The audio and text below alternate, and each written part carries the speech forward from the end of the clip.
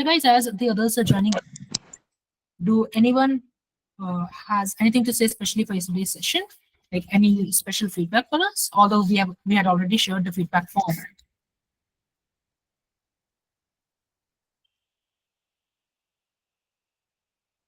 Okay, no issues. Right, so I'll just start the recording.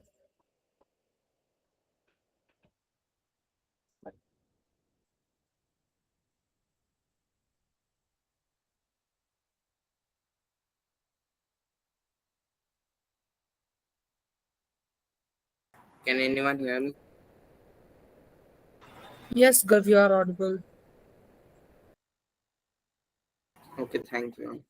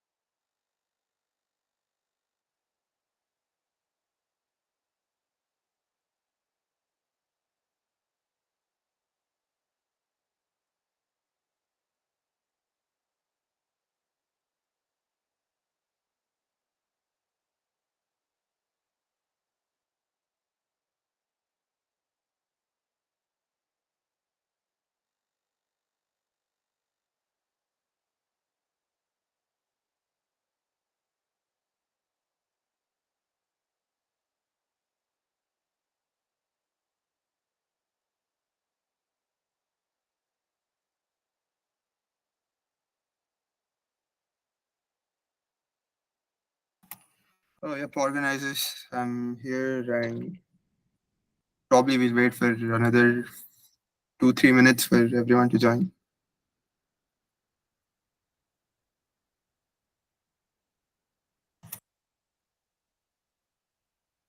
First of all, can someone please confirm if I'm clearly audible?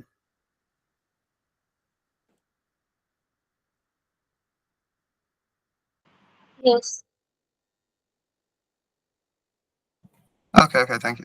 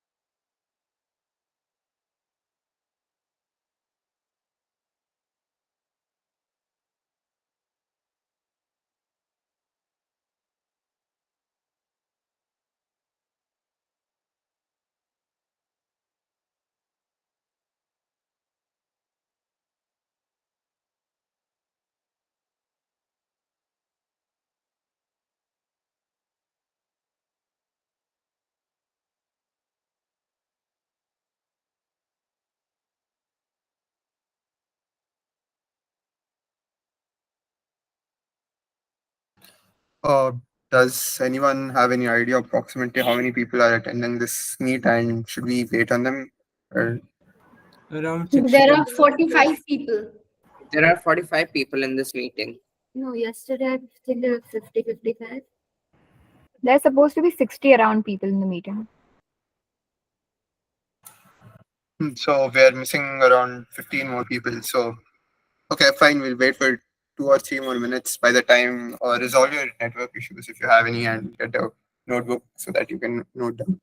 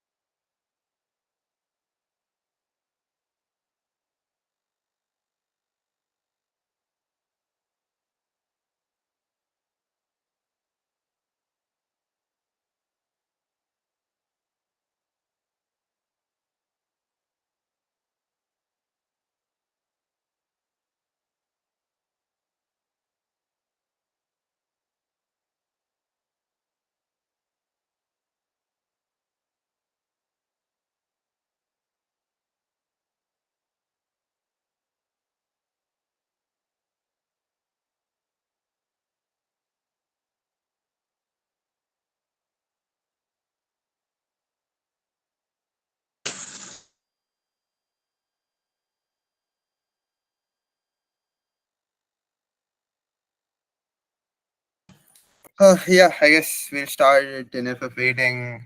So yeah, a quick round of introduction. Hello everyone, I'm Avnish from IIT Kanpur. And yeah, I'll be taking your session today. It's mostly going to be an interactive session, so I would appreciate if you could switch on your cameras and interact as much as possible. Try avoid using the chat, and if you want to ask me anything, just interrupt me in between. I really don't uh, care. Okay, and yeah, having said that, I'll just present my screen.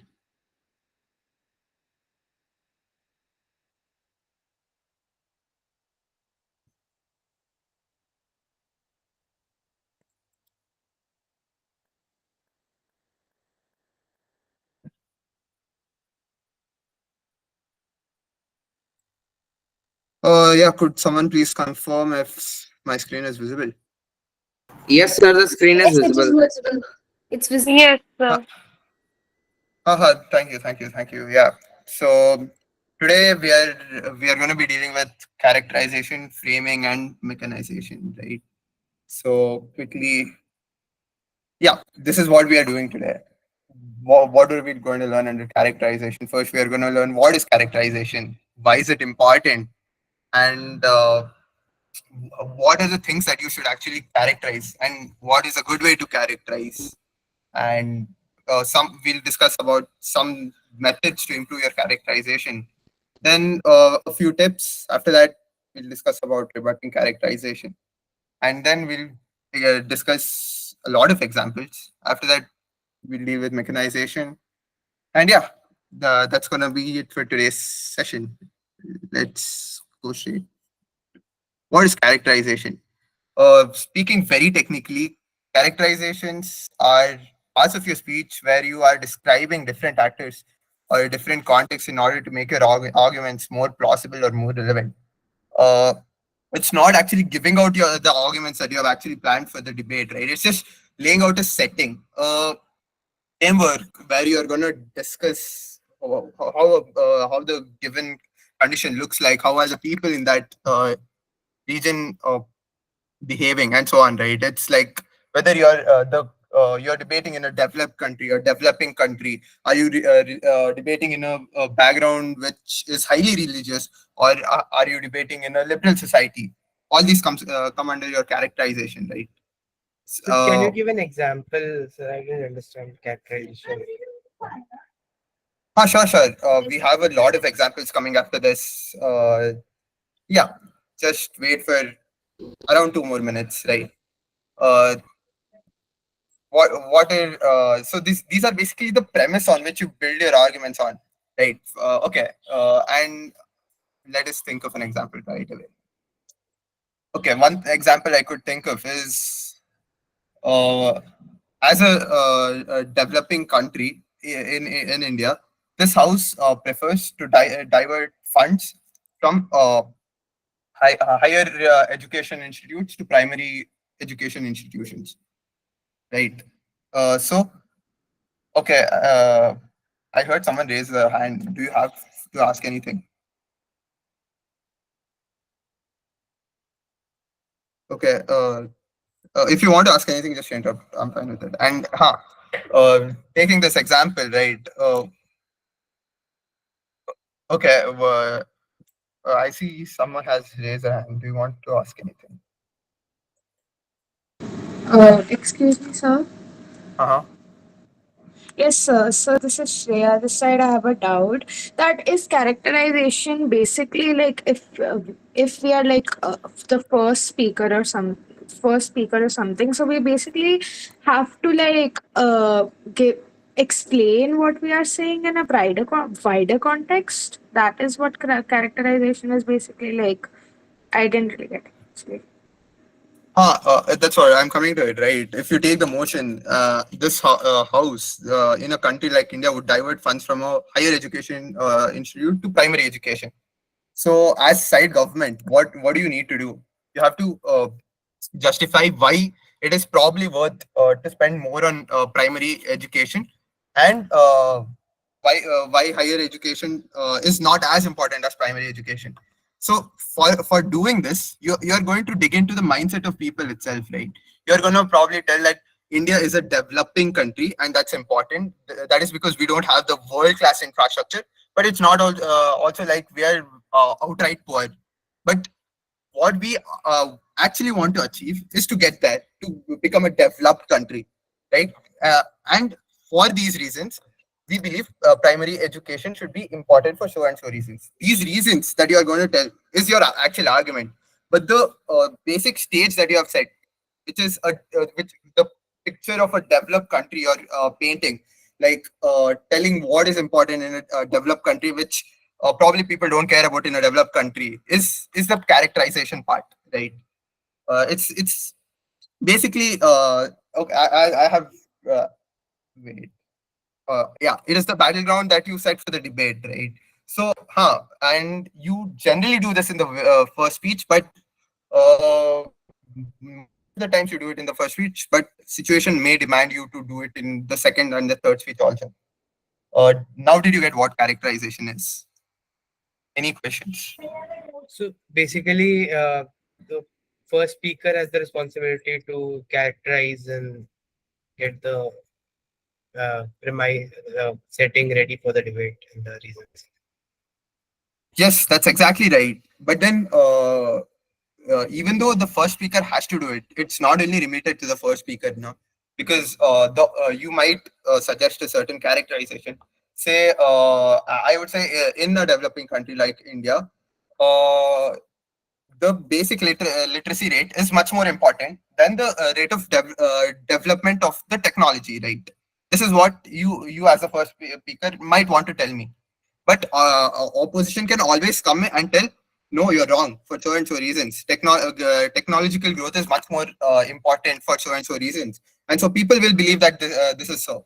Then in such situations, even the second speaker and this third, it reaches out to the second speaker. For third speaker, it's very rare that third speaker is still in characterization, right? So it's basically the setting that you set up for the debate. Okay, got it. Excuse me, sir. Yes. Sir, can you again explain what's characterization? Sure. Yeah. See, you get a motion. The way debating works, you get a motion, and say your side government. You think about so and so reasons why this motion is actually important. Say this house wants to ban cigarettes. You think about why cigarettes are harmful, what people think of cigarettes, so on and so forth, right? If you're thinking about countries where people really do care about the health, right? There it is very easy to define the case that you have to ban cigarettes because people also care. It's harming, so ban cigarettes, right? But if you are talking about a region where people probably do not care much about their health, but they want the materialistic pleasures. It's if you come and tell me that cigarette is bad for so and so reason, you ban cigarette. It's much more harder for me to believe that people will actually want this, right? So laying out the setting that this is where people will believe it, and this is the reason why people will believe it, is the characterization part. And telling me cigarette is bad for so and so reason is the argument part. Do you clearly now understand the difference between the argument and characterization? Yes, sir. Sir, Thank you. excuse me, sir. Excuse Yes. me, sir. Sir, so basically, Yes. characterization is like giving examples about different situations which will support our arguments.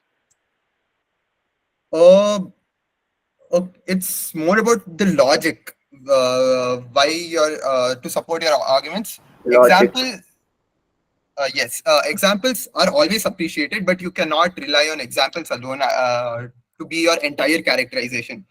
You can tell me that, say, Pakistan has a tendency to go broke, right?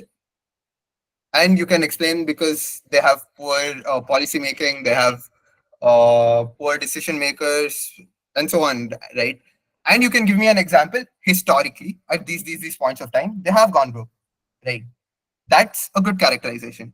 What is not accepted is telling me that Pakistan went broke 5 years ago. That's why they will go broke again now.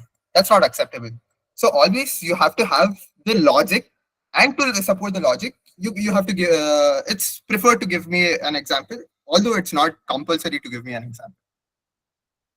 Sir, Yes. so if I were to have a go at characterization, or like you could see if my example is good.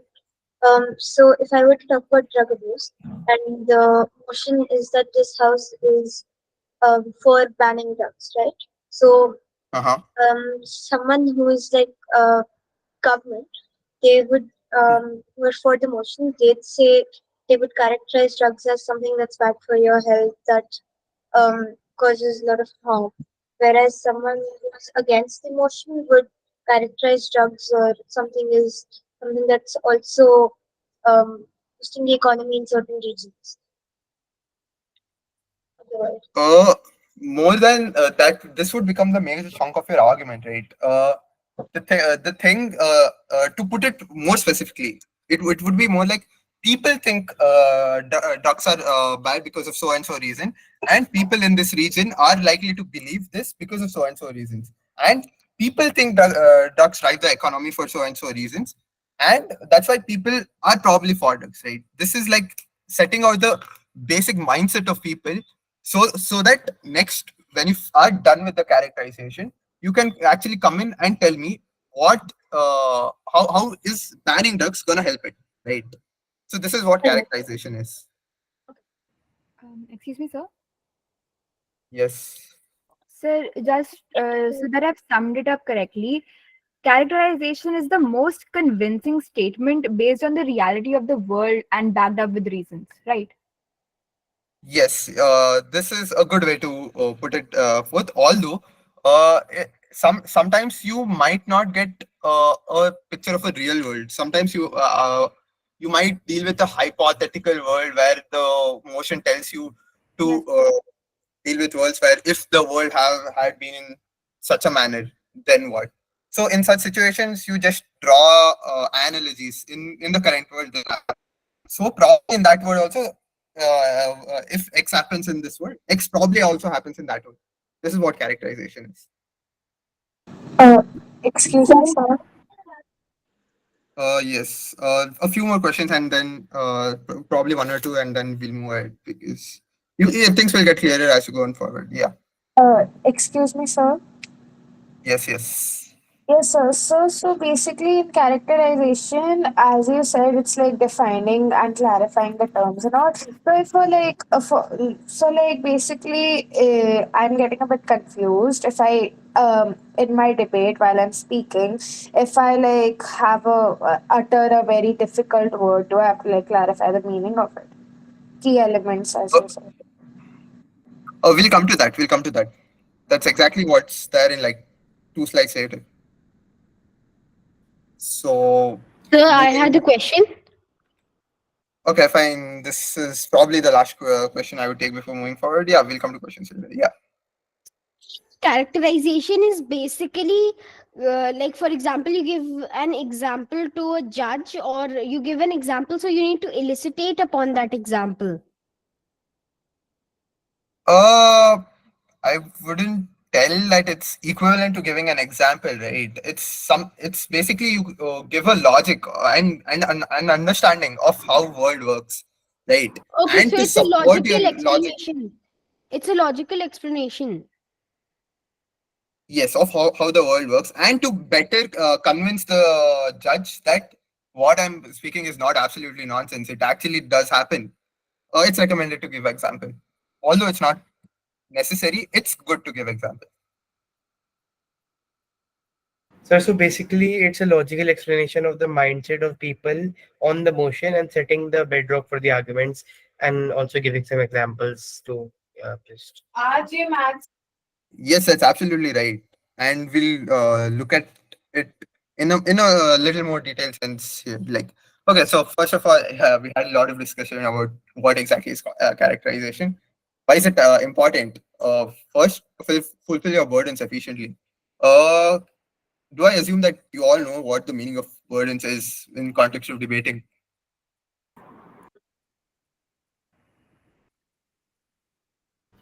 Actually, in the last class, we asked and they told us that it was quite a complex topic. It's it is a complex topic, but to put it in very simple words, it's something that you're expected to do as a government or opposition, So right? can you repeat the word? So Word, can you, could you please so come can again? you repeat the word? Burdens. This word over here, burdens. Yeah, it's basically what is expected of you to do in a debate, right? As side government, you're expected to come and support the motions and to clearly explain that why this motion works. One thing you have to do is tell me why this and this alone, why not anything else. That is a separate session. And another thing you have to do is what are the problems it solves, what is the solution itself, and so on. So basically, in very simple terms, it's what you're expected to do. Right. This is what Burden says. So having a strong characterization helps you uh, fulfill your burdens efficiently. If you clearly lay down how people think, how people react, how people perceive, it's much more easier to convince an edge of the arguments you are putting forward, right? So this is one of the most important advantage of characterization. Second, you not only fulfill your burdens, you put new burdens on your oppositions, right? This is very important because the main metric on which you win or lose a debate is how you satisfy your burden. So which satisfies their burden better, almost always wins the debate, right? Uh, Can you if you explain burden once again?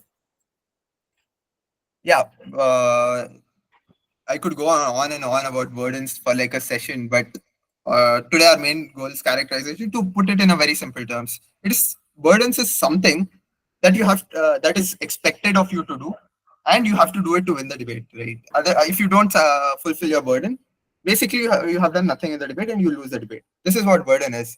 So basically, you have to prove the motion and tell me why. What are the problems it solves? Why does it solve these problems? Why not anything else? and so on. Right. Yeah, so as a third speaker, I'm expected to do many rebuttals, and if I'm not getting any logical rebuttal, then that's a burden for me, right? Uh, Third speaker role is a bit complicated. You'll have a session separately on that in like day after tomorrow session, I think. Uh, Uh, s- excuse me, sir. yeah. So, sir, burdens here basically mean the problems. Yes. Burden. One of the things in burden is the problem, and basically all of your case comes under burdens. The problem, solution. Why is the problem actually relevant? What are the impacts of solving it So, in a manner? So this is what burdens is. so it's basically proving that your side of the argument is right and trying to prove why it's better and trying to prove all the parts of it. Yeah, to put it in very simple terms, this is it. But yeah, it's much more complex than that. So Sir, let's move on. I didn't understand, sir, how characterization helps to fulfill the burdens. Yeah, basically, okay. Let us take a motion. Say that this house would make polygamy illegal. Say this is the motion, right? In characterization, what do? You tell me what people think about polygamy in that setting. If you're side government, you tell me why people feel polygamy is bad and how do they react to polygamy. If you're side opposition, you tell me people don't care much about polygamy and so on and so forth. Somehow you try to prove these things, and this is your characterization part, right? Let us assume that your side government itself. You tell me why people think polygamy is bad, right? Now you have the set. Now, in your arguments, you come in and give me say one of the argument. If polygamy gets bad, if I'm an individual who's likely to indulge in polygamy, it's likely that my social respect will diminish. Right. Now you have proven to me in characterization part that people think bad about polygamy. Right. Now, if you are going to tell me that if I indulge in polygamy, my uh, social respect will decrease. Hence, I should not indulge in polygamy. Makes sense, right? Because people think bad about polygamy. This happens. So your burden is to prove that polygamy is bad, and characterization is helping you, right? And So, so yeah, if the topic is like the is hard work better or talent, like what pays more for the success, hard work or talent, then what categorization we will give for that characterization. hard work or talent. Fine. Here you give me a characterization. Okay, we'll discuss in detail how to characterize later, but uh, I just take this one, right? What characterization you could probably give? Why people are likely to become talented by putting in hard work. This is what, uh, if you're telling me that hard work is better, this is what you are probably going to do. And you are going to tell me that if a student is not able to pass in an exam, if he puts constant hard work and so on, he probably passes in like his second or third attempt. This is like the characterization part. And you're basically telling me hard work can overcome talent. This is the characterization you will give. Much on how to characterize later. Now let us just focus on why is it important, right? Secondly, you impose new burdens on your opposition. Uh, like considering the same example, why polygamy is bad. You tell me why people perceive polygamy as a bad thing, right? Now the opposition just cannot go and tell me anything he wants. Right, first he has to disprove that no, what you're telling about people's perceiving polygamy is bad is wrong for so and so reasons. This becomes a separate burden on an opposition, which he has to take care before actually going on to his case. Right. So this is one more thing, and uh, many motion demand heavy characterization, and not doing a good job in characterization makes debate highly unpredictable, and that's the last thing you want. The ad using his own brain to figure out what's important, what's not, what's likely to believe, and what's not. You have to give the ads all these things, and most debates are won or lost on characterization alone, right? Let let me think of an example that is highly characterization dependent. Huh. Look at this motion. This house, as the West, would lift all sanctions on North Korea. This is our motion. What do you think the possible argument of the government would be? So can you repeat the motion? Yeah, this house, as the West, would lift all the sanctions on North Korea. So one point could be that the government could say that North Korea could supply them with many weapons in a very cheap price. So for Okay, other countries, that the supply of such weapons will be easier without Yeah, much exactly, international pressure. exactly. sure, but okay, what would think what opposition would tell? North Korea may use the if the sanctions are lifted. North Korea could maybe Not Uh, only using one their point that the economy opposition and then, build on us. the opposition could North also say Korea North this will that Korea, North One at Korea, a time, guys. Please, okay, one okay, at a okay. time. I'll go later. I'll go later. North um, Korea could abuse the power of the like of it being lifted. It could abuse the power and do something irrational. like without much international pressure, North Korea like might build more nuclear bombs or more Yeah, advanced things, and yeah. And also Exactly, exactly. considering the fact that they have a dictatorial regime, it would be very difficult. Yeah, They yes, exactly. So they might act the upon their animosities against guys. South Korea. Yeah, yeah, yes, yeah, yeah. they So might basically, misuse their the point is, they might misuse the their point is, incentives. so basically, the point is, if you lift the sanctions from North Korea, the North Korea might come in and tell me, okay, sanctions were the only thing that was keeping me from being violent. Now nothing is stopping me from going and bombing America or whatever, right? This is what the opposition would propose. Is there any good way to counter it? The answer is probably not, right? So what the government probably should do is tell me that, okay, see, the tensions between North Korea and the West, specifically US, is very high, and now, if you remove the sanctions, right, it might be somewhat like a friendly gesture. And so North Korea might find it as a friendly gesture, and they might be less likely to bomb the US because on the sign of the newfound friendship, right? So the problem they're solving is ultimately North Korea being less violent, right? Both the teams are trying to solve the same problem. But where's the difference? The government is coming in and telling me that lifting in sanctions would be perceived by North Korea as a friendly gesture. However, the opposition would come in and tell me that sanctions is the only thing that North Korea was stopping North Korea. Lifting them would make them bomb the West for sure, right? So the way that North Korea people think becomes the point of the entire debate, right? This is a classic example where characterizations wins you or loses you the debate. Excuse me, sir. Yes.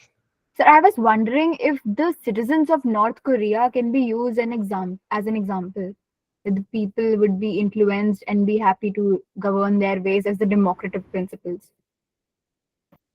North Oh, Korea is dictatorial. yeah, you take upon a huge burden which you probably can't end up proving. The opposition would come in and tell me, no, North Korean dictator just wouldn't allow it. And even if you could prove it, you have to spend your entire three speeches. So you would have nothing at the table. So that's not recommended. And sir, another point that the opposition could raise is that North Korea would not have any obligation to improve the living status of their people. It could just continue doing what it is currently doing, probably worsen it because it does not have international pressure. Yeah, that's fair. But then the motion tells the House as the best. One thing you should really think in such motions in general, when you say the House as West, you're putting yourself in the place of the people of the West, right? Is North Korea treating its own citizens badly, really in the interest of the Western people who face a threat of getting bombed. It's one thing you have to think about, right? Not Yeah. spending much more time on these.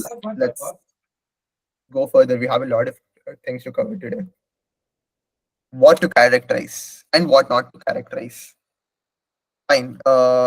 First, you have to identify who's the most important stakeholders in the debate and why are other people or other entities not so important. In the example of North Korea, you probably didn't realize that the West is the most important stakeholder of the debate because the motion directly says so. Because the House as West, the West would always be concerned about itself first, and then they would look for the welfare of the citizens, right? So first, identify the most important stakeholders. Second, in what way do these stakeholders generally behave? What are their priorities? And how emotional are they? Are they intelligent enough to make right decisions? This is what you have to analyze, right?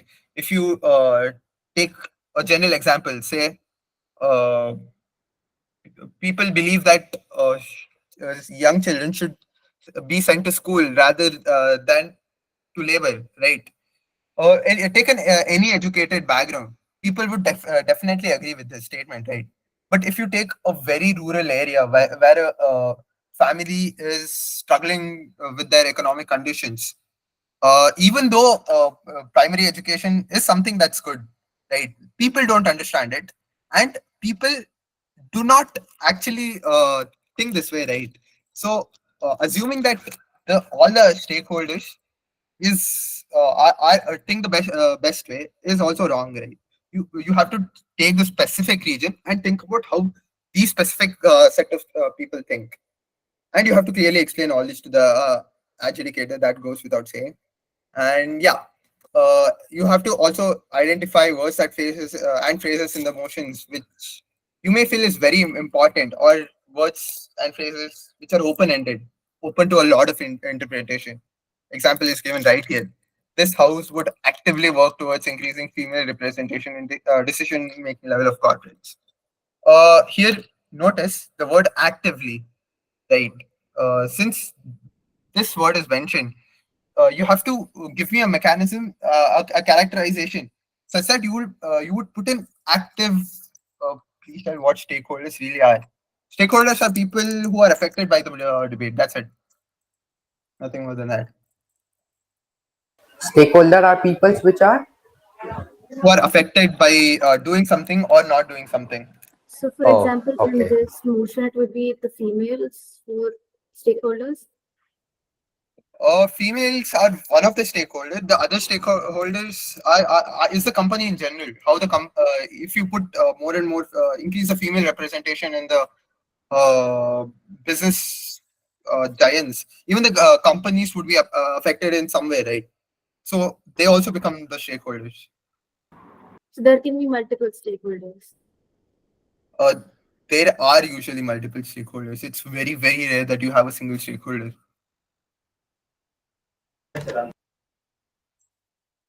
Right. Here, notice the word actively.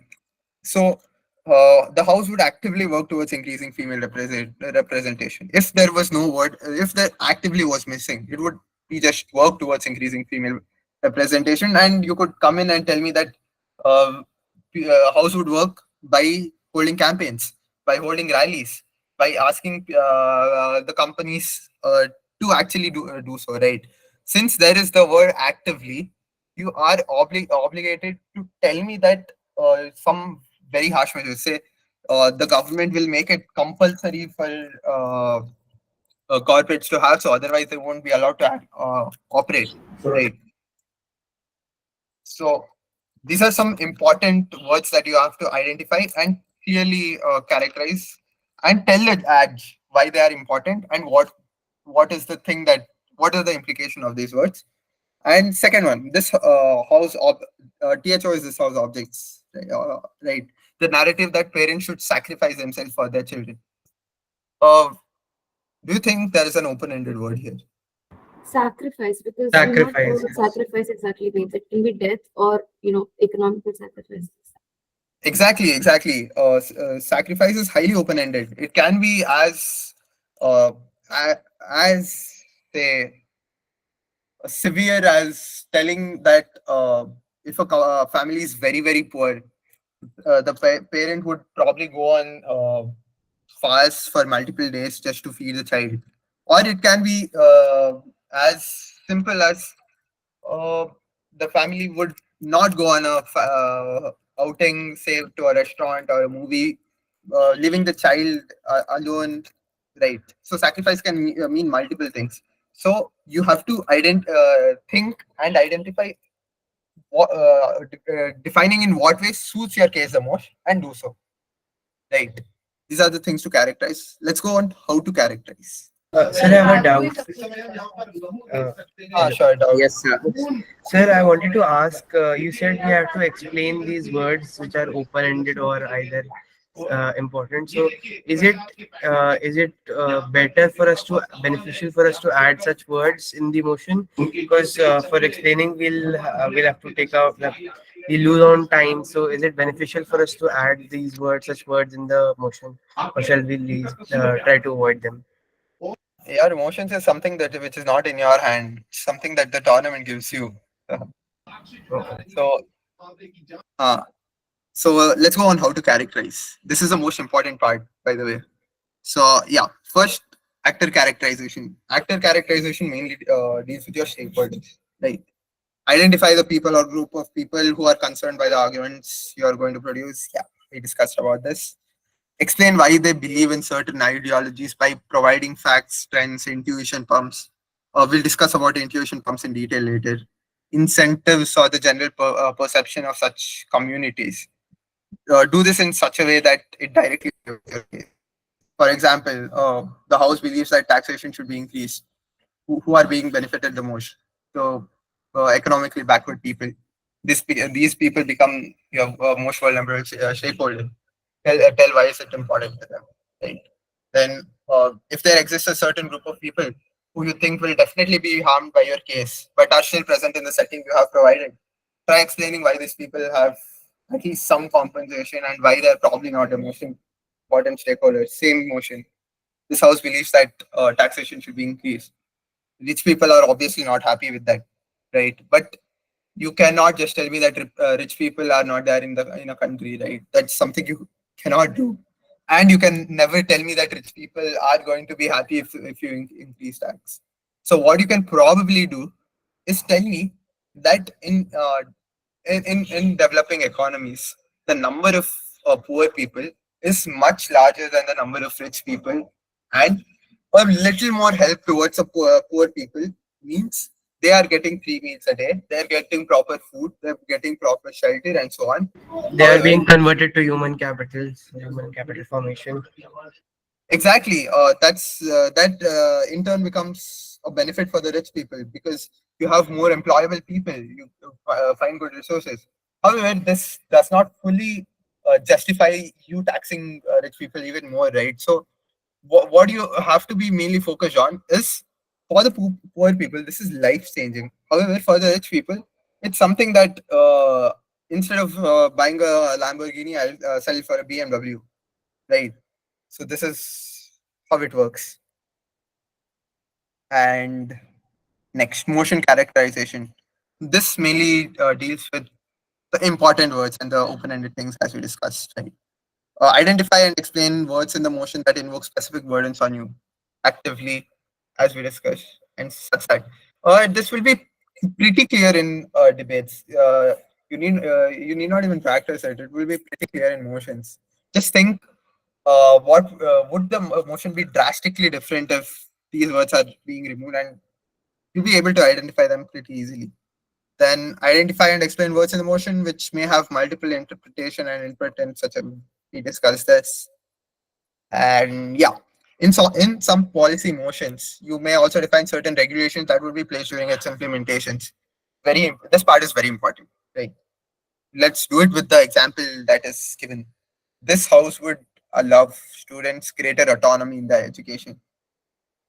What does the government tell? Sir, could you repeat? So basically, the government is going to tell that greater autonomy means a greater choice for students to choose different streams and subjects and multiple combinations. It allows Wait. students to There's one thing missing. It's the house would allow students greater autonomy in their education from the very beginning. That's something I missed out. My so it bad. means the students would be able to self-rule things about their education from the beginning itself instead of being forced into different subjects and categories. Yeah. But do you recognize a problem here? The beginning is something that's not clear. Sir, Right? if they were given choices from the very beginning, do you think they would have enough experience or knowledge to choose what is correct for them? That's what the Exactly. problem is. This is going to be the case of the side opposition. That is something that we have to figure out how to uh, make it less important. That's for another day, right?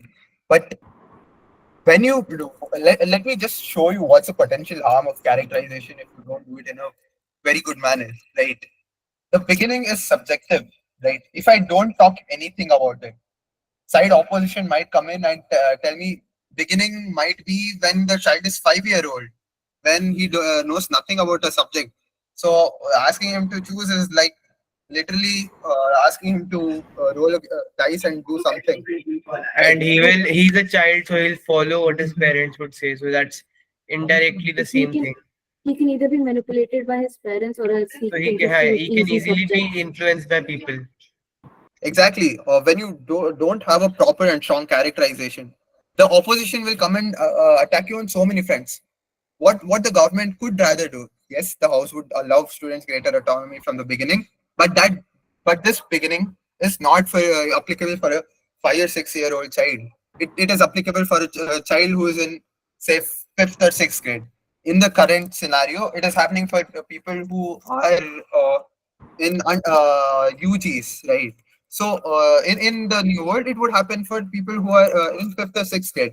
Now the opposition cannot come in and tell me that 5 or 6 year old people would know nothing, right? Agreed. Fifth or sixth grade people also are not well educated enough as the graduates or the postgraduate people, but it is very reasonable of you to assume that these people have an at least some idea of what they're doing in their life and what they want to do in the future. You get it? So by clarifying the meaning of from the very beginning, the government can then defend its motion in a uh, very safe way. Yes, exactly. And there's one more thing that you need to clarify, right? Could you just identify what that is?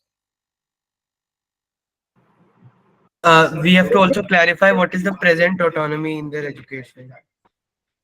What does greater What autonomy you entail? Does Exactly. If you don't deal with what means, the opposition can always come in and tell that students will miss all the essential subjects itself, which are very important for human civilization. Say politics, you have to have a basic understanding of politics, even though you don't go into that stream. Student will just skip over that, right? So you have to characterize this part also very well. You have to tell that. Say provide a extra regulation, say till fifth grade, where you are forced to study which is the things that are there in your syllabus. All the important things would be dealt with, and from there on you are going to be given an autonomy to as in which stream do you want to focus more on. However, some basic things that are absolutely necessary to you as a human is something which is non-negotiable and you have to still study. Do you so get if this I'm point? not wrong, this is getting rid of your burdens as government or opposition, right? This is not exactly getting rid of your burden. If you tell this, the opposition can still come in and cross question, even if you make this compulsory. But then you have a whole stream of subjects where these people are actually interested, and a whole stream and like two or three namesake classes would actually focus on it. If the opposition does a good job in telling the answer is actually no, they win the debate. It's just making your life much easier. Otherwise, it would be a guaranteed loss if the opposition take it.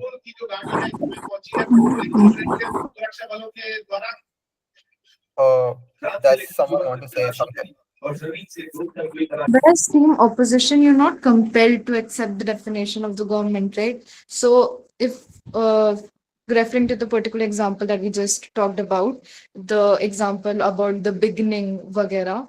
So in that particular example, if I'm team opposition and I've spent 25 minutes making my case about, it being that children who are so small cannot decide. So, and then the government comes in and gives a different definition or context to the motion. So can I reject it because I'm not compelled to accept the definition of the government if I don't, support it? You can always reject it, but then you have to have a clear-cut reasoning as to why one, government talking about this is not in the spirit of the debate. Two, why this is very, very unfair and just leaves you with no room to debate. Or three, why the government is talking outright stupid things, which in no way would occur. Right. Does this also mean that And government has an upper hand in, defining the motion or setting the context for the motion?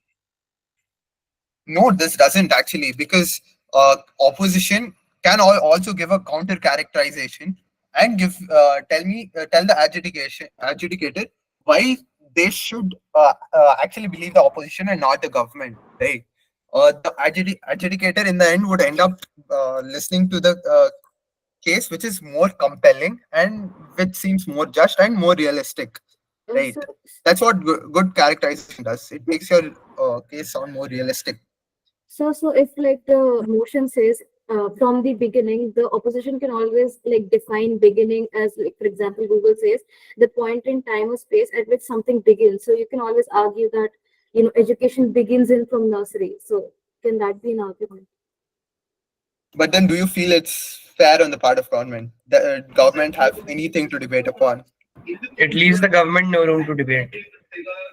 If adjudicator was to buy this definition, government had straight out ruled off from the debate. So it should be fair also, right? Let's Because move you can forward. manipulate your definitions, right? So it goes towards you, the motion goes towards. That's one of the most important part of characterization. You should manipulate your definition in such a way that it ends up favoring you, but you should always keep in mind you don't cross the red line wherein it leaves completely unjust or completely unlikely or or leaves opposition with basically nothing, right? So you have to find that fine line. If opposition comes in and gives me a definition which is sort of more or less just, even if your characterization makes sense, your manipulation makes sense, the adjudicator would end up buying the more just definition. I mean, the government can always say that it means beginning of middle school or beginning of high school because it's not mentioned in the motion. Exactly. So you have to take something which is more just, right? If you tell beginning of high school, no point of the motion. It's not against in the spirit of the motion. In the beginning of middle school makes sense because it's in the beginning. It's really in the beginning compared to where it's actually happening now. But then Like at the same time, it's not as early as 4 or 5 year old people, right? Like, but as you said, it would not be fair for the government, but it would leave no room for the opposition if the opposition doesn't argue that from the beginning means from nursery or 5 or 6 years old. No, okay. There's a lot of things opposition can honestly argue upon. For example, say uh, if I'm going to become a quantum physicist in the future, I have no idea. Nobody in fifth or sixth grade knows what quantum physics is. Probably no one would end up going there and drop. People think that there are popular choices, right? If you ask a fifth grader, what do you want to become in the future? Most of them would end up telling astronaut, doctor. This leaves a very few things. So You can yeah, always there say are that not multiple things. not every middle schooler is aware of every, career out there. So Exactly. So there are multiple rooms to explore. Guys, since we are running short of time, I would be taking lesser questions because we haven't even reached mechanization yet. So yeah, structure of characterization, general structure of characterization. First, you make an assertion, basically a claim. What do you think happens? Then you justify, giving logic as to why this happens. Then you will come to likelihood. Here's where your examples come. You give me examples of how this has happened, and um, and you give me say intuition pumps, and yeah, then you go to implications. What does this mean, and why will I be using this implication in the case? And as many of you asked, if you just focus on example, you just miss out on the justification part. Your entire characterization is flawed, right? Uh, yeah, these are the ways you can make your characterizations more realistic. Intuition pumps, that is something we have been talking about a lot. It's providing intuitive examples of similar situations. For example, the house would require people to have license to have kids. This is a motion.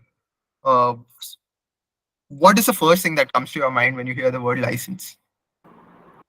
That Age limit. it is a document certifying that the government allows you to drive on the road. no, Yeah, like I'm not. we'll be I'm not. Hearing process for literate people. we'll be I'm trained not on the talking about the definition. I'm talking There about will be a age okay, limit. The government allows you to have the Far government gives you the permission to have kids. Like you have the power to drive, like the Basically, driving driving license. basically exactly, it's just the exactly, government. exactly. driving license. driving license. Yeah, in simple words, it's just a driving license. That's what comes to my mind. Exactly. You first thing you think of is driving license. What would be the case of the opposition here?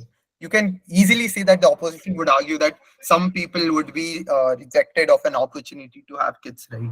So, how can you make your characterization of telling that this number would not be a very huge number? Give an intuition pump of driving license, right?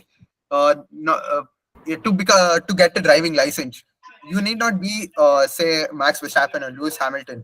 You just need to know the basics of driving, right?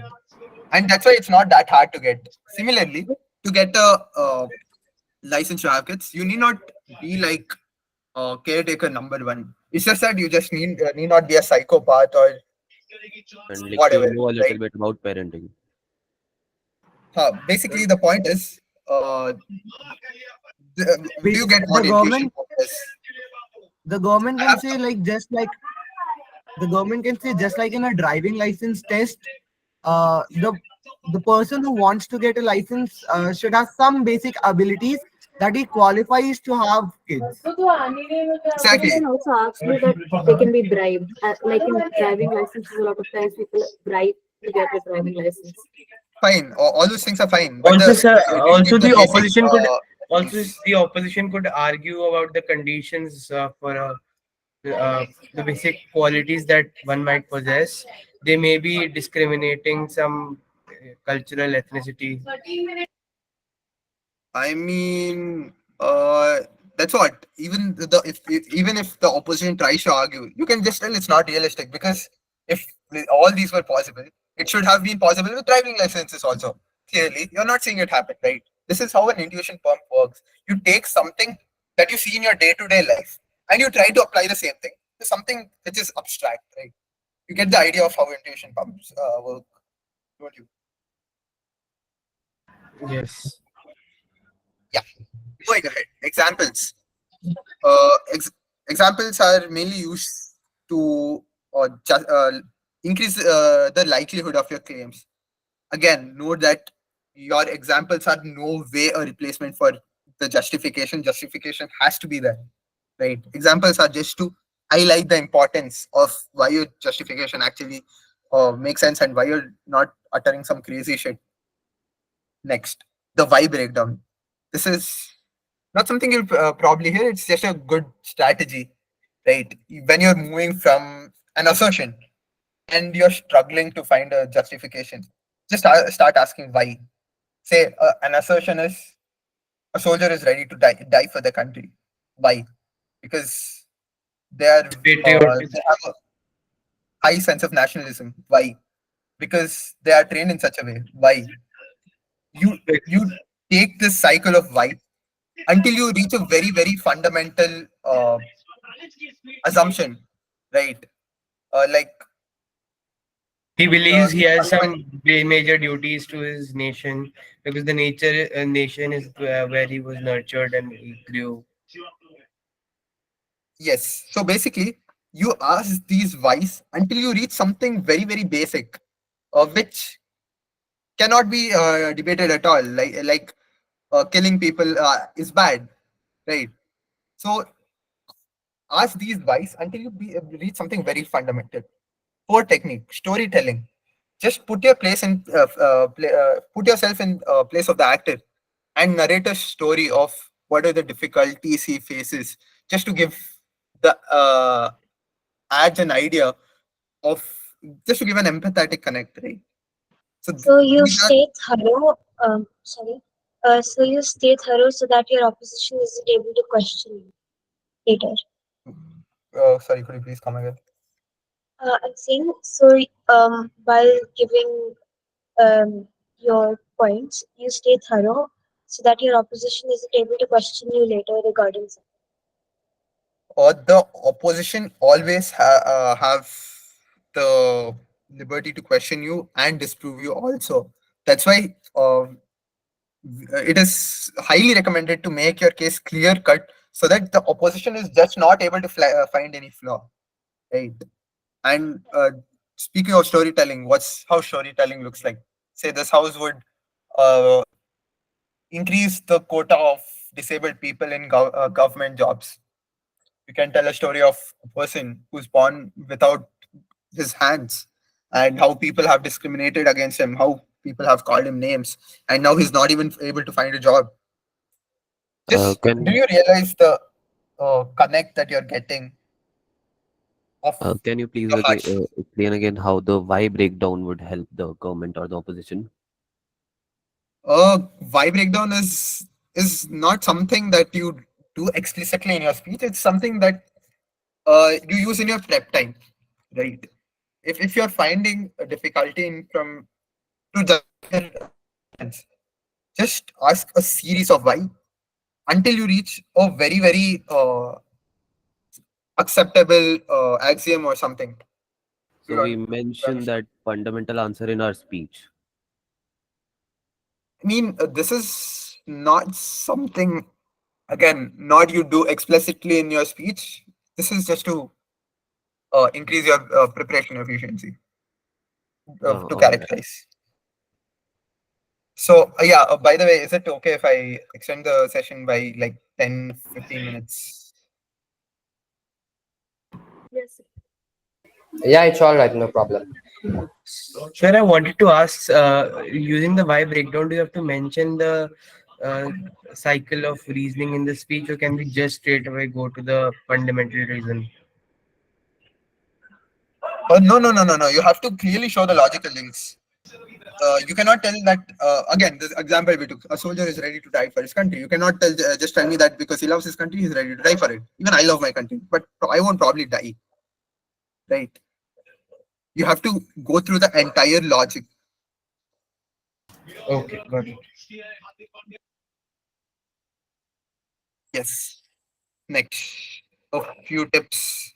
Do not assume that, okay, we covered this. Do not assume that actors are smart and will take the right decision always. They could always be influenced by their economic state, religion, social movement, political campaigns, and so on.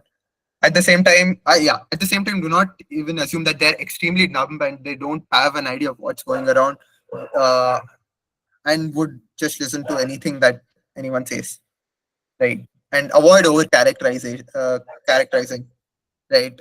For example, say the motion on cigarettes. You need not explain to me why smoking cigarettes is bad.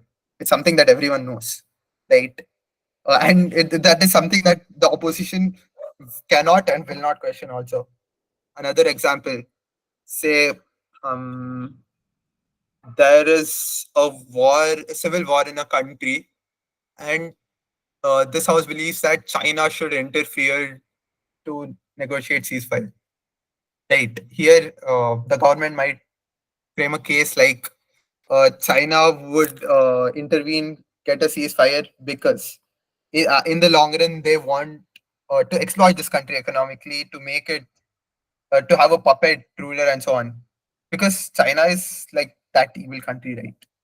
Uh, this is also an assumption that's usually widely taken in the debate, right? So you need not explain why China is that sort of country which want to exploit other countries and just not help for the sake of just because I'm a good human, right? So try avoid over characterizing just to save on your time. Next, try to take a middle ground while okay we covered this also while characterizing so as to keep it more convincing and to keep it fair. Consider the most general case. Don't restrict the characterization by giving highly specific examples. Again, highly specific examples. What do I mean by that? Say, um, okay, let's consider. Fine. Let's consider a country which is generally deemed, say, safe. Crime rates is very low, and so on. Right. Uh, and find a and but then even though the crime rates are low, there are few examples of crime and murders and so on, right? You cannot give say one day a very big murder broke. You cannot come in and tell, oh see, this murder happened, very brutal, this country is not safe, right? So avoid taking the extreme examples. This will generally be ignored in a debate. So even if you're dealing with examples, it should be as general as possible, right? So basically, we cannot include exceptions in the characterization. Exactly. Say for one more thing I can think of is Sir, okay. so Since basically we should not give the names of the example of the person or the place which you are describing, or we should take it as imaginary. no. That's not what I meant. You're very much welcome to give examples of the person your place you're describing. What I meant was okay. This will clear this point very thoroughly. Since cricket is World Cup is going on, let's take this example. You all must know that US defeated Pakistan. Does this make US one of the best teams in the world? No. No, it doesn't. It doesn't. Exactly, No. exactly. You get my point, right? Cannot be taken as a whole. Exactly. So basically, you should neglect the most extremist examples and focus more on the general examples in your characterization. Do you get my point? Yes, sir. Yes. Good. Moving forward, we'll come to examples later because we are running short of time. Rebutting a characterization. This answers most of your questions where you were asking, this is unfair on opposition. Can opposition do something? Whatever. See, this is how a debate works. You as government, in the very first speech, come and give me a characterization. Then you give me your arguments. Who's the opposition? The opposition would actively question your characterization, point out flaws, and they give their characterization of their own. Now, first of all, before proceeding to your arguments, you have to tell the edge why your characterization is the characterization you should believe, right? Even if you have a very bad arguments, but you have a beautiful characterization, and yours is the only characterization that stands. Chances are you'll end up winning the debate. How do you debunk opposition's characterization? First, don't concede on any characterization of the opposition just because it's intuitive, right? Some things might seem very intuitive, but on careful analysis, it might not be, right? Same motion of that license. We might tell that say, yeah, I just gave you an intuition pump, right? In driving licenses, people are not discriminated based on race, religion, and so on, and thus everyone are treated fairly. Thus, it would happen the same thing for children also. Sounds very intuitive, right? But if you examine very carefully, you can always point out there's not much a person can do if he can just if he's allowed to drive a car. But then not being allowed to have a baby has a lot of implications, right? So this adds an extra incentive for radicals to stop people from having children, right? So upon careful analysis, you'll always find flaws, and it is your duty to find and expose this. And yeah, expose faulty characterization and justify the reason why they're wrong. I gave you the structure, right? Why's that? Huh. This is the structure of characterization. And if opposition misses out on any part of this, you are supposed to call them out. Right? If they say, when can they go, they would never go wrong in assertion because it's just a claim, right? In most debates, you have to point out flaws in justification. That depends on the logic they give. And sometimes the logic they give is impenetrable. So you have to go on the likelihood, right? Say, for example, um, I'm annoyed with the person, so I'll shoot him down, right? I might tell you that, fine, I may miss, the bullet might go, and it might hit a terrorist. Terrorist dies, world is benefited. Uh, it might happen, right? The logic might not be wrong, but will it actually happen? How likely is it? That's too much intuitive. More than intuitive, how likely is it? What's the probability that I shoot It's a just person? highly unlikely. Yeah, it's very highly Exactly. unlikely. Yeah. Plus, a terrorist, if he's on the loose, he might have some defenses on his own. Exactly. But then, is there any problem with the justification opposition has given that I might miss and it might hit a terrorist? There's no problem there, right? The problem lies in the likelihood. So you can attack any of these three parts. Can you give an example in which we can attack the implications of the speaker? Okay, implications. Uh, Say, for example,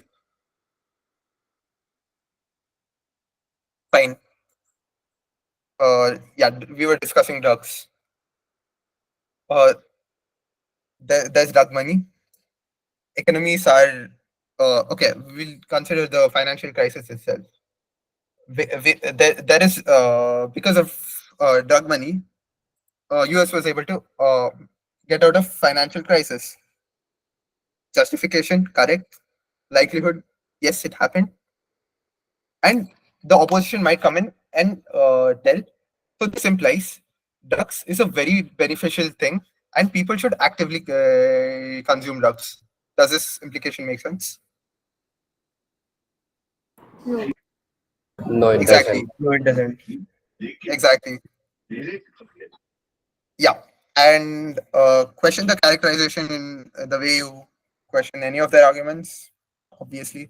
After rebutting the characterization, provide a characterization which supports your case. This is if you're opposition, because obviously government goes first. And weigh out the likelihoods. Okay, we'll do fifth and sixth point together. Weigh out the likelihoods and engage with their best case as well. See, you might rebut a characterization of the opposition, but you never know what edge comes to your debate, and will he actually buy that rebuttal, or will he think that you're just talking stupid things?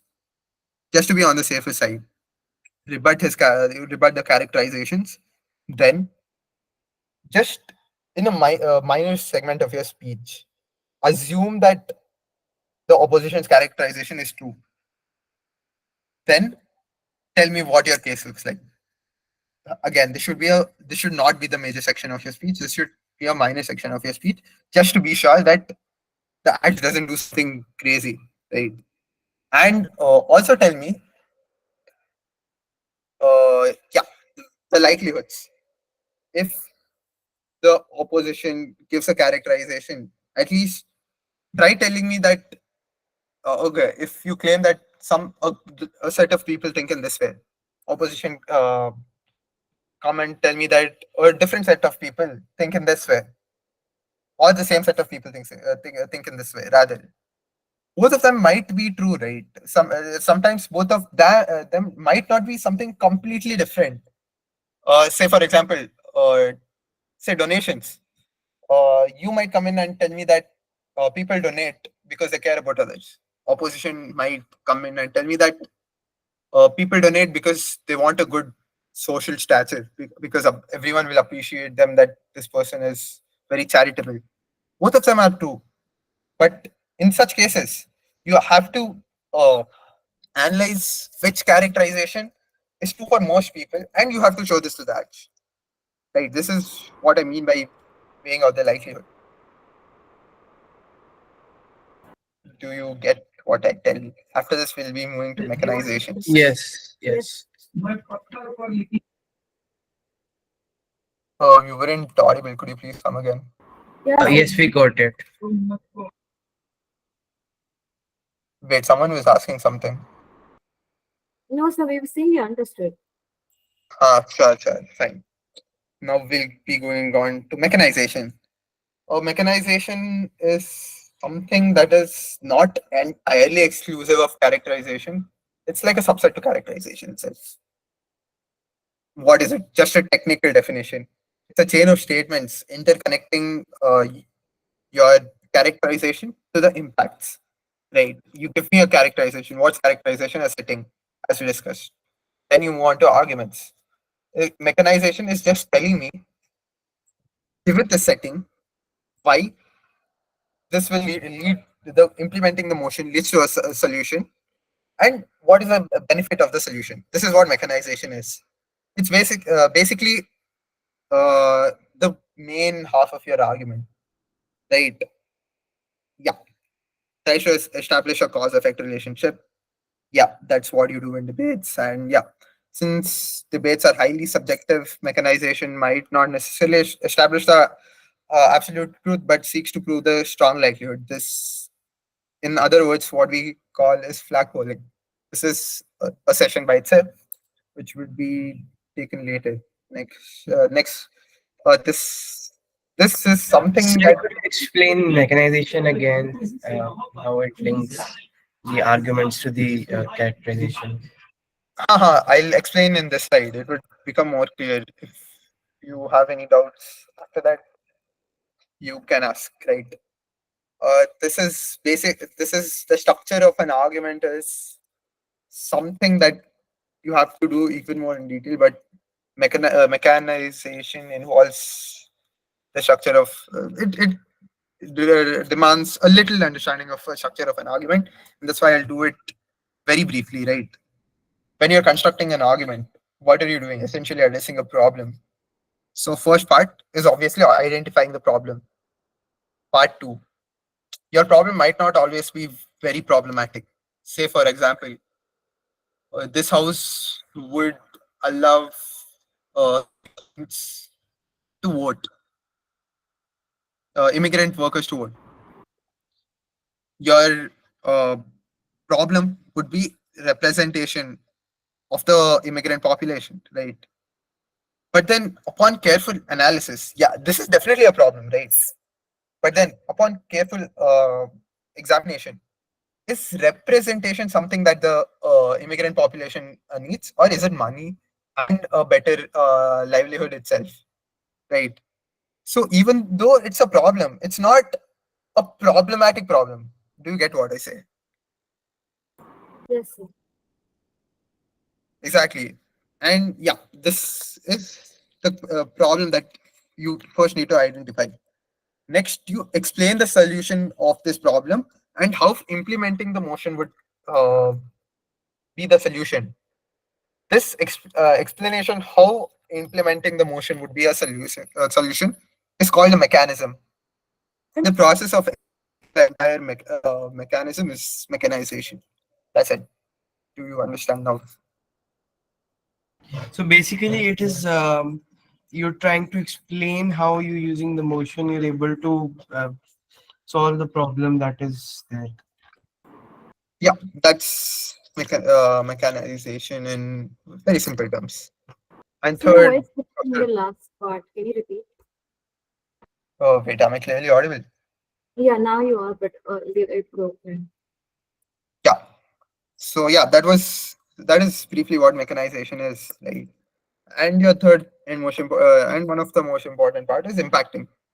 This is also again a separate session and not for us to discuss today, right? And how to mechanize. Prove that incentive exists to fulfill the mechanism. Say uh, this house would increase the working hours of an individual. What's the incentive? More pay. Prove that alternate incentives either don't exist or or the incentive is not strong enough. Same motion. Uh, you tell more pay that, but then the opposition would come in and argue that hey, you're also working more. Already you're working enough. So mechanization involves telling why more pay is more important than you having to work for like half an hour or 1 hour extra, right? So basically, you have to prove why your side is more incentivized, right? And yeah, prove.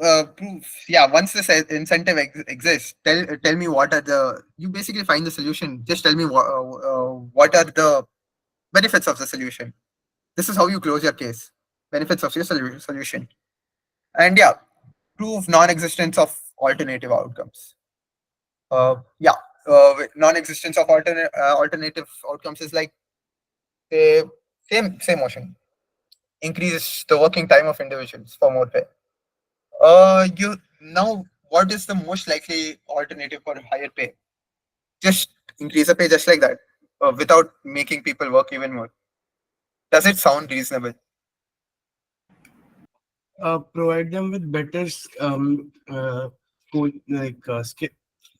um, convert them into better labor so that they can get engaged in more skilled jobs, so as to get a higher pay. Fine, So that's long fine. But then an alternative telling that if you want higher pay, just increase it as it is. Don't make them work more. Is it reasonable? No. No. Exactly. So this is what you do in mechanization. Sorry, you tell me that what are the incentive of people provided your characterization who think in a certain way to behave in a particular manner, and why behaving in this manner solves a solution. And thirdly, you have to tell me why doing something else will not solve this problem. Uh, this third part where you tell me doing something else will not solve the problem usually comes up in high level debates. And yeah, these are, if you don't address this issue, the opposition will tell, okay, all that you have told is true. Congratulations. But you can do the same thing by doing something else and they'll easily win the debate. Right. So useful tips: never assume. Even even if something seems very obvious, just don't assume that the adjudicator will know it. Again, use the why sequence as we discussed earlier to come to a very fundamental thing that is accepted worldwide, right? And yeah, you just come to a very fundamental assumption before you actually close your case, and so that you may not be open to attack, because even though something might seem very obvious, and if you suggest this in the whip speech, say whip is basically the third speaker, and by chance if the opposition comes in and questions, you might have a very obvious reply to it, but the problem is you're never allowed to give that reply because of how debating works. That's why better do it in your main speech itself, right?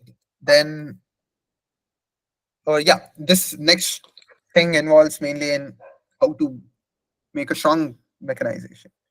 Think the case from the opposition's perspective. This is something you do in your prep time. uh, there are three people, right? Assume that one of you is the opposition and try uh, thinking about flaws in the case, right? Chances are you will definitely find some flaws. Then try adapting your mechanization such that these flaws just go away, or at least do not seem like a very, very big deal compared to the solution you're solving.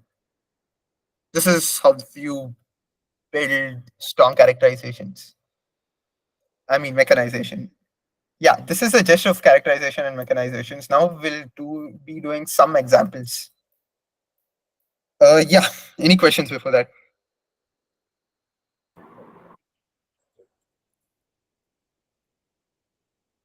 Hello, am I audible? Yeah, sir, you're audible. Yeah, I assume no questions. Let's hop on straight onto examples and before we end the session. Yeah, let's first take these examples for mechanization. With the house will characterization, sorry.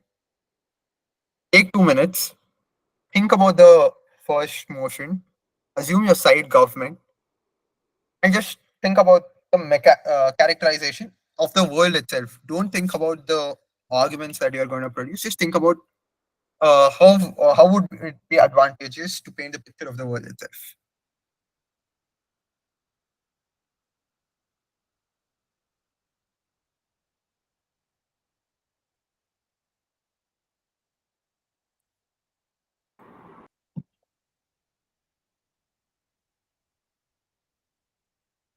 Could you repeat the question? Uh, you see the motions, right? Just uh, read the first motion. Assume your side government and think about a characterization that you are likely to come up with. Don't think about the arguments. Just think about the characterization and the picture of the world you're likely to come up with to substantiate your case. Can I? What is the full form of DHS? This house supports, but as of now, just think about the first motion. Can I?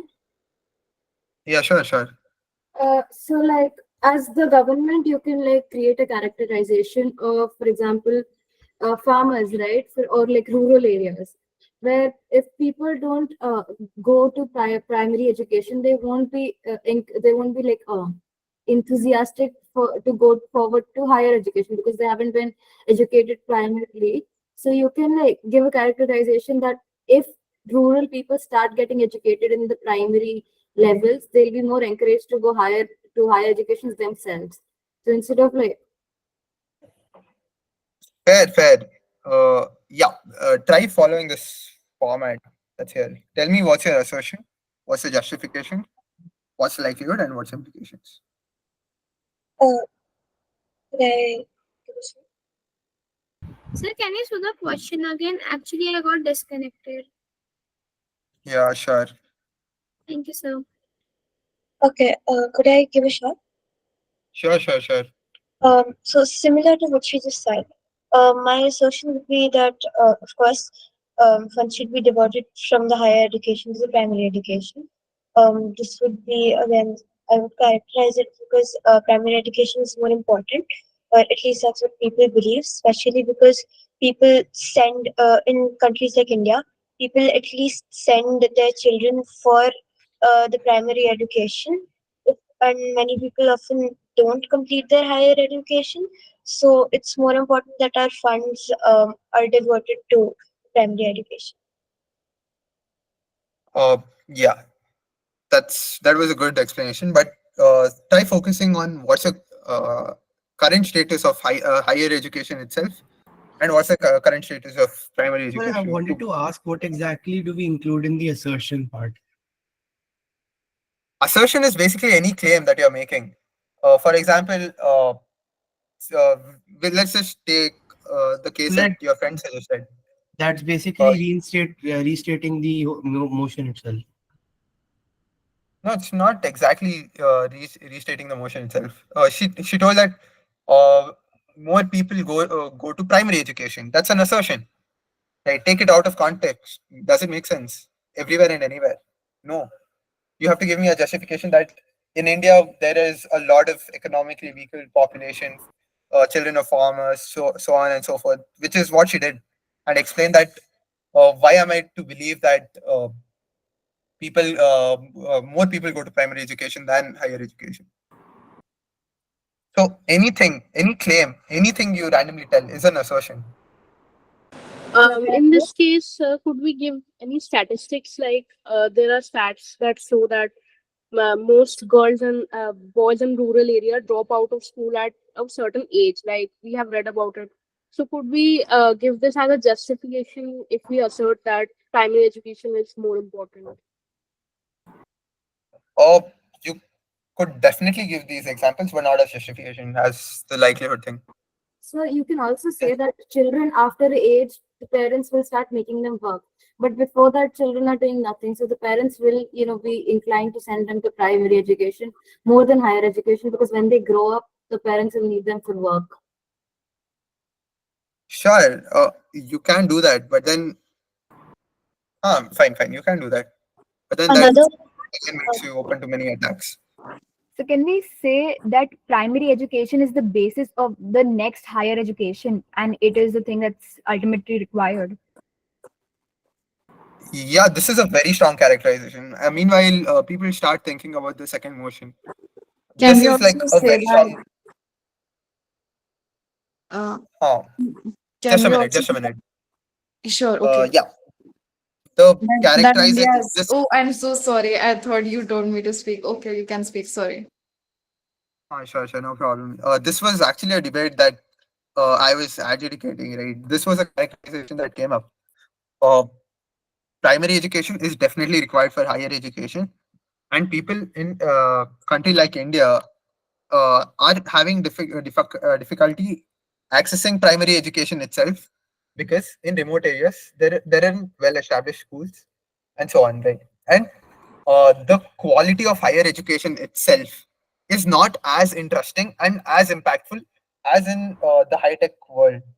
So what the government should probably do is, rather than investing in this low output providing higher education institutions, rather divert funds to make primary education more accessible, so that that kid in the rural areas who's not able to go to school, or who is having a teacher who has no idea of what he's talking about, is not cheated of his chance. This was the characterization that was given. Can we also say that if more and more people will be educated primarily, they will realize that higher education is more important. So if even they are not able to go to higher education, they'll maybe send their children or the other generation, because they'll be educated. Because usually it's the illiterate people who don't want to send their children to higher education places, right? Yeah, you can definitely do that. Yeah, now let's just move on to the second motion. Just think about it for like a The minute. implication for the first motion could be that if the government continues to not spend more on high primary education, there could be a lack of there could be a large gap between the number of people uh, who have basic education and those who are highly qualified professionals. Yeah, that's a very valid implication. Sorry, sir, but just increase another judgment on the first one, can we say that India has the biggest population in the characterization only? Yeah, you definitely can. Sir, I think we can also add that India has the largest population concentration in the youth, which is of the age of primary education. So investing in primary education as of now is a better bet and will give out more returns than higher education. Until you are able to prove the statement, if it is questioned by the opposition, you can always do that. So yeah, let's just quickly move on to the second motion. What are the things you have thought about? Okay, let's do it in from the perspective of side opposition. It's a very interesting perspective.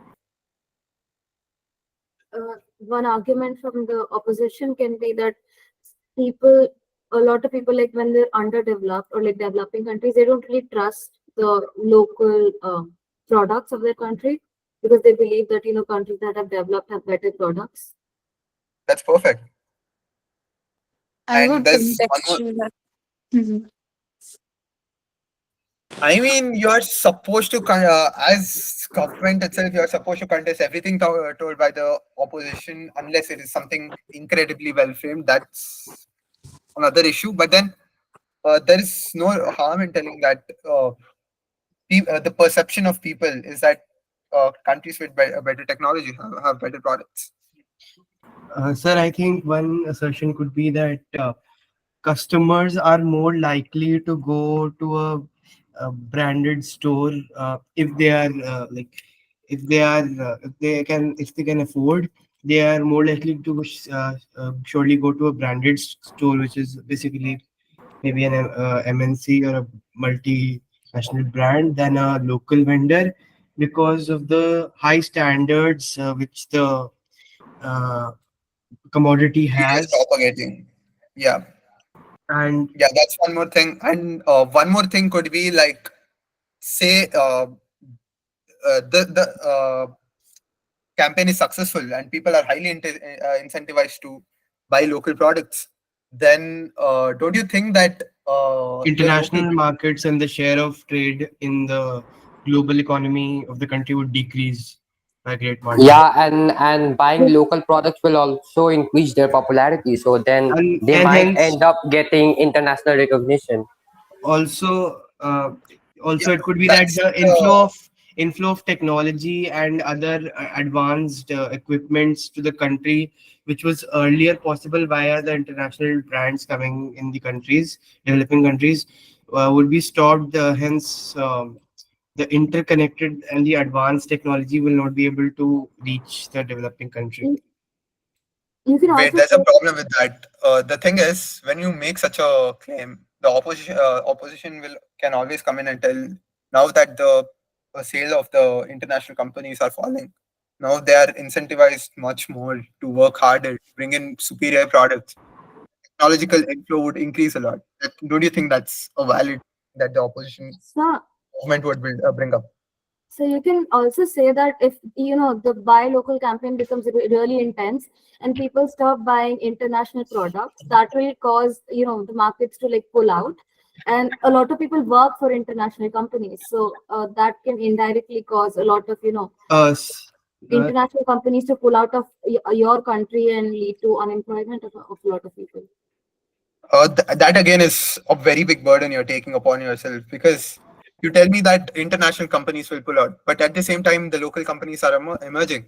So, don't you think that these people who are unemployed from these international companies can get an employment in the local companies itself? But that But is one No, thing but that there's a one thing I would be accepting is that you telling me that if this local products become popular, international products would probably pull out. And seeing that these international products are pulling out, these local companies would immediately shoot their prices up. So ultimately, the things you're Sir, buying but is at a much higher cost. Don't you think as this is possible? sir, but then the opposition could easily say that the present context is we are talking in a developing country, so the cost of living is comparatively very cheaper here compared to the international world, and hence the prices even after inflation would be nearly as much as the international prices and not much higher. I mean, you can always say that if the international companies pull out, the local companies will have no competition left. Therefore, they won't be willing to They improve. won't be able to. They They won't be won't willing to improve the improve because standards of their international commodities. companies are the only thing making them wish to grow and improve their products.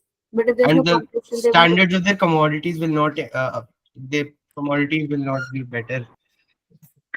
Also want the relations of the other countries be ruined, because if international products aren't working in your country, the relations between you and the other countries will kind It of could be. also lead to wars and like because of disruptions, as she said, like of international relations. So Also, it will lead to Again, a that's a local monopoly in the local market of some major companies in the country itself, and would lead to more capitalization and more capitalist influence on the governance and many other sectors of the economy.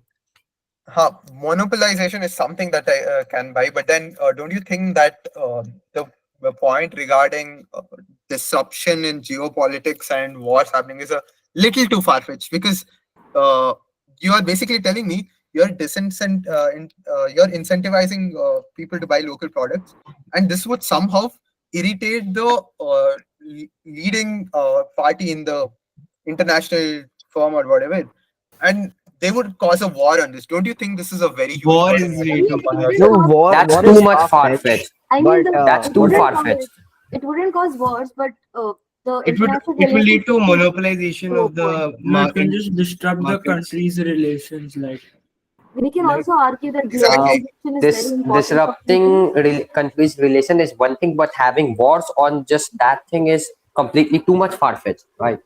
Exactly. So So yeah, maybe you it basically get may, at the max, it may lead to some sanctions by international trading organizations, but nothing more than that.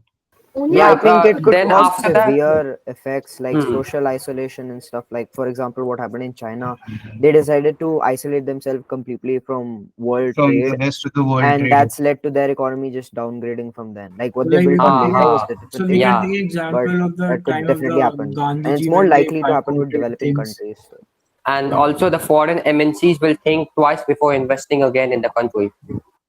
exactly. That's all the things you can bring up. Yeah. So that's basically it for this example. I have a few more examples since we are out of time, or you can go through them yourselves later. I'll be sharing PPTs.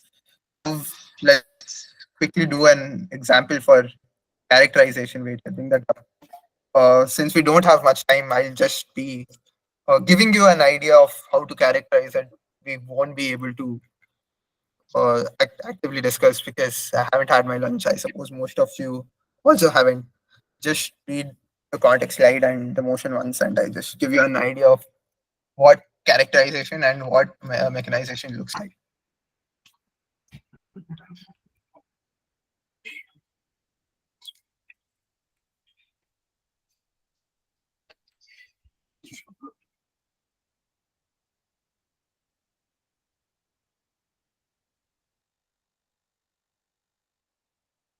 Could you repeat? I got disconnected. Yeah, just go through this motion once, then I'll be just giving you a. I'll just show you how, if I were to be in this debate, how would I characterize this, and how would I Could you mechanize my just please points? explain the basic stand of the Chinese Communist Party? Yeah, okay. Tell me what is the one thing that comes to your mind when you hear Chinese Communist Party? They're First controlling. thing, it's very reserved.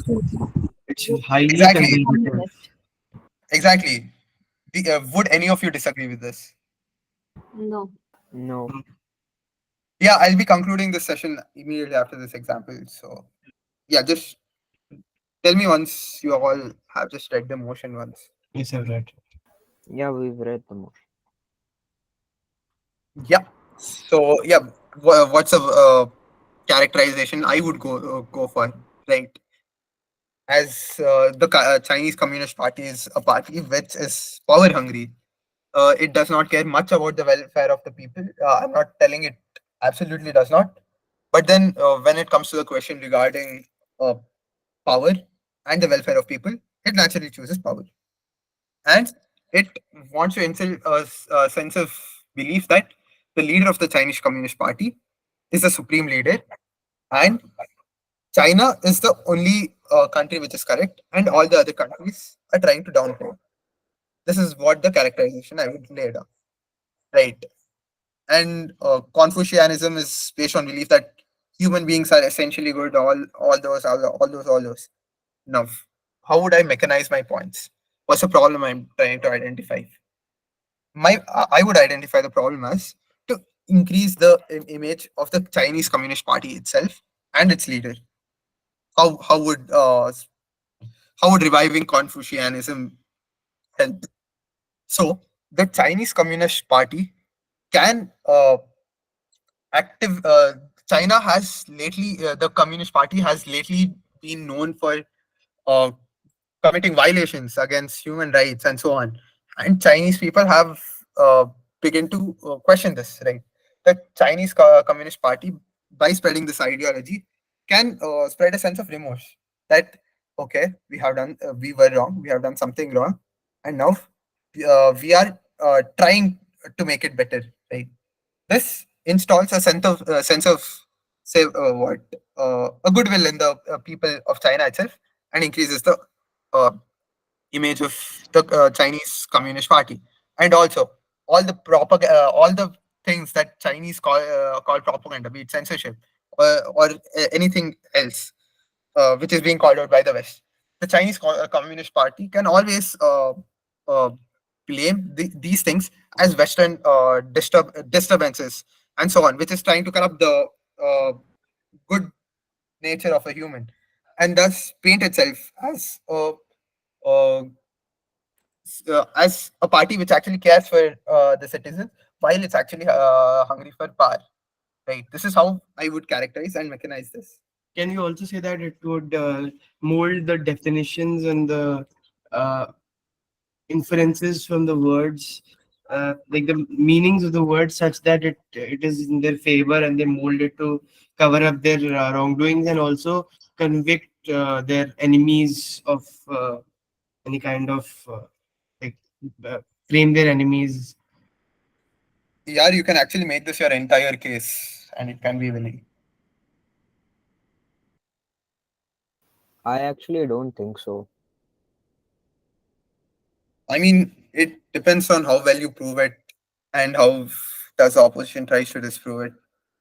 Yeah, and by the way, the session is over, guys. Thank you for attending. And if anyone has any more questions, they can stay back and just ask. Okay, thank you. Thank you.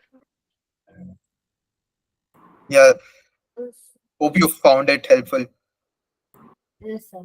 I had a question about the, two-day competition that's gonna happen after all of this. Can I ask? I actually have no idea about the things that have been planned further. So I don't think anyone from the organizing committee is here. Oh, all right. Just try contacting someone from the organizing committee. All right. Thank you. Excuse me, sir. Thank you, Bhaia. Thank you, Yes. Bhaia. So actually, I had a doubt. So suppose the motion is dowry should be legal, and you had to write a characterization on it. What would you prefer Mhm. to? I feel this is sort of biased, but then if I was going as side government, I would probably tell that dowry has existed since ages, and many people view it as say something related to their religion, right? Yeah. And even law, if law bans it, some people place their religion above law. So chances are these people might end up still buying into the acts of dowry, and end up in jail, or say making absurd demands. For Yes, sir. what we can do is legalize the dowry, but we can impose a condition that you should not demand something very extravagant. Say you should not demand something uh, beyond 5,000 rupees or 10,000 rupees. So what this does is people can stick to their religion and can abide by the law, and also since they have an additional incentive of also being in the clear in the legal framework, they probably won't demand for unreasonable dowries, and So thus the problem of. basically, dowry can be legal but not compulsory. Yes, sir. I have a Yeah, point over exactly. here. So originally dowry was designed in such a way that it helps the women, because she's going to a place where it is completely unknown to her. So though that money is helpful to that women, but nowadays people are doing it in such a way that it is like they are exploiting all that money. So we can make regulations that all that money should go to the women and not the male. I mean, yeah, you can do that. Depends upon how well you characterize and frame it. So like for example, you There's said multiple making routes you can take. You said like you can put policies, so you can say right that dowry is legal, but it's not compulsory. And like for example, the person can only give like 10% of their yearly income as dowry, not more. You can't ask for any more than that. Yeah, and there should also be strict policies so that exploitation could be prevented.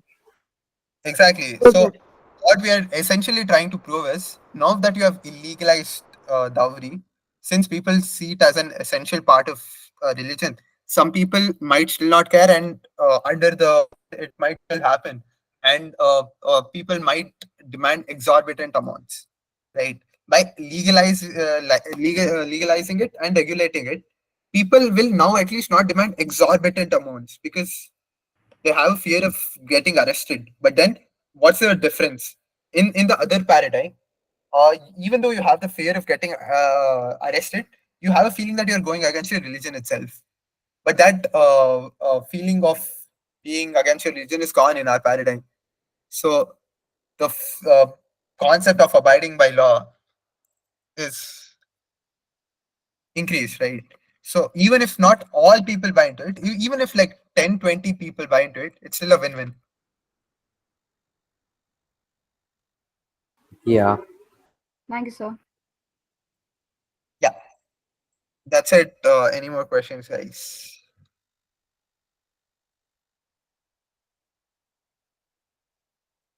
Yep, I guess none. Thank you guys for attending. Thank you, sir. See you tomorrow. Have a good night. Yeah, I won't be here tomorrow. Someone else will be taking the session. Oh, okay, never All mind. right. Sir, just saying this because this is like a very stupid doubt. But suppose if the motion is banning cigarettes, can the opposition say something like being a drug, it's highly non-existent for it to be banned because it will always continue illegally? Um, this okay. Policy motions. These are basically policy motion. This house would do something. So basically, the government has to give me a clear way that it's planning to do. The opposition can always attack that.